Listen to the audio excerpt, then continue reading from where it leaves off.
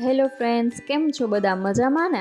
આજે આપણે બનાવીશું શિયાળામાં બનતા સરસ મજાના ઘઉંના પાપડ, જે દરેક વ્યક્તિને ખૂબ ભાવતા હોય છે. એમાંય તે વળી રીંગણાનો ઓરો, બાજરાનો રોટલો અને પાપડ, મજા જ પડી જાય હો. હવે જોશું આપણે પહેલાં લોટ કેવી રીતે બનાવવાનો. એના લોટમાં ઘઉં, ચોખા, તીખા, લવિંગ, જીરું ને સાબુદાણા એડ કરવાના અને પછી આપણે લોટ દરાવી લેવાનો.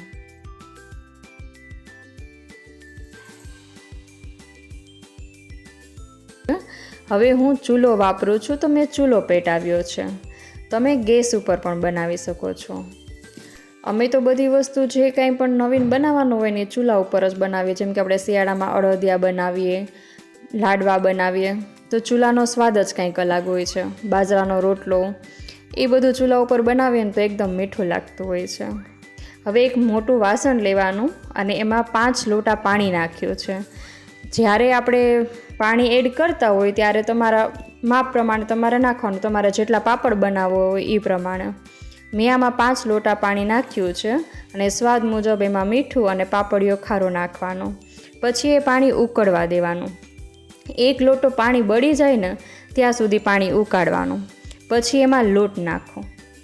ધ્યાન રાખવાનું, લોટ એ રીતે નાખવાનું અને હલાવવાનું કે એમાં ગઠ્ઠા ના પડી જાય. જો ગઠ્ઠા પડશે તો પાપડ સારી રીતે વણાશે નહીં ને ફાટી જશે ને તૂટી જશે. અને હવે આપણે સરસ રીતે એને હલાવીને નીચે લઈ લેવાનું. પછી એમાં થોડું તેલ ઉમેરીને સરસ રીતે હલાવવાનું.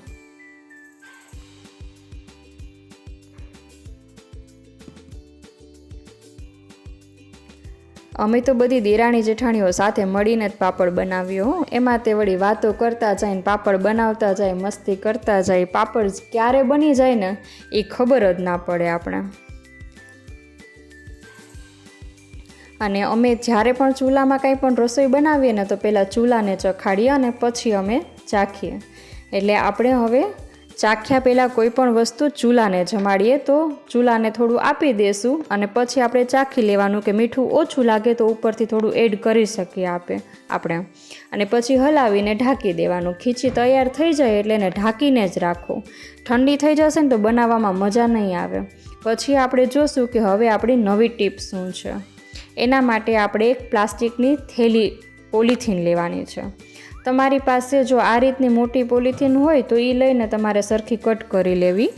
અને જો આપણે ઓલી સાડીમાં પેકિંગમાં આવે છે ને પોલિથીન, એ પોલિથીન આપણે યુઝ કરી શકીએ. આમાં એક સાઈડથી એને પહેલાં ખોલી નાખવી અને નીચેથી એક સાઈડમાં કટ કરવી. થઈ ગઈ આપણી પાપડ બનાવવાની પોલિથીન તૈયાર. હવે તમારી પાસે લોખંડની પાટલી હોય તો ભલે, નહીંતર કાથરોટ અને થાળી લઈ લો. ગમે તે જે તમને ફાવે, કાથરોટમાં ફાવે તો કાથરોટ ને થાળી ફાવે તો થાળી, એ લઈ અને પોલિથીન જે આપણે બનાવી હોય એ ખોલીને એક સાઈડમાં વચ્ચે લોટનો લૂવો વચમાં રાખવાનો. જે લૂવો છે એ આપણે વચમાં મૂકીએ ને તો એક સરખો પાપડ થાય. અને લોટ ખૂબ મસળવાનો. જેટલો તમે મસળશો ને લૂવો એટલો સરસ પાપડ બનશે. અને હવે એ વચમાં રાખીને ઉપરનો ભાગ પોલિથીનનો બંધ કરીને આંગળીથી કે પછી અંગૂઠાથી તમને ફાવે એ રીતે તમારે થોડું વજન આપી ને વણતા જવું. બહુ સરળતાથી થઈ જશે. પાપડ એટલા મસ્ત બનશે, એકદમ પોચી ખીચી રાખીએ, બહુ કઠણે નહીં રાખવાની ને બહુ ઢીલીએ નહીં રાખવાની. એટલે પાપડ ઇઝીલી આંગળીથી બનતા જશે. પછી એને ખાટલા પર ધ્યાનથી સુકાવી દઈશું. સૂકવતી વખતે ધ્યાન રાખવાનું કે પાપડ તૂટે નહીં. પછી આપણે આ બીજો પાપડ પણ એ રીતે જ બનાવી લેશું. જો તમારે પરફેક્ટ બનાવવો હોય તો સોય અથવા પિનની મદદથી ગોળ આકારમાં કટ કરી લેવાનું. સરખો તમને જોઈએ એ પ્રમાણે તમારે કટ કરી લેવાનો અને પછી પાપડ જે ઓલું ભાગ વધે ને એ વાળું તમારે કાઢી લેવાનું. એટલે એ પાપડ મસ્ત એકદમ ગોળ બની જશે.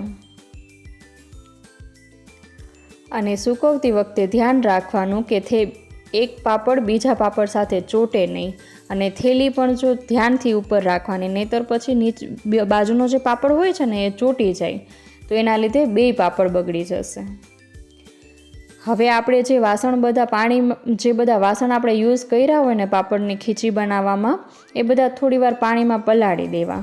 પછી એને આરામથી થી સાફ કરી નાખવાનો. એ મહેનત વગર સાફ થઈ જશે અને ઓલી આપણે ઘસવાની બહુ જ મહેનત કરવી પડે.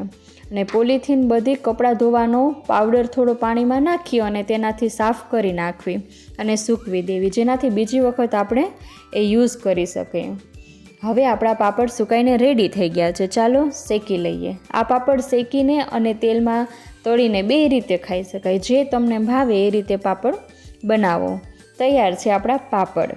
જો તમને આ વિડીયો ગમ્યો હોય તો લાઈક, શેર અને ચેનલને સબસ્ક્રાઈબ કરજો. અને આગળ શું જોવા માંગો છો એ કમેન્ટ બોક્સમાં જરૂર લખજો. Thank you.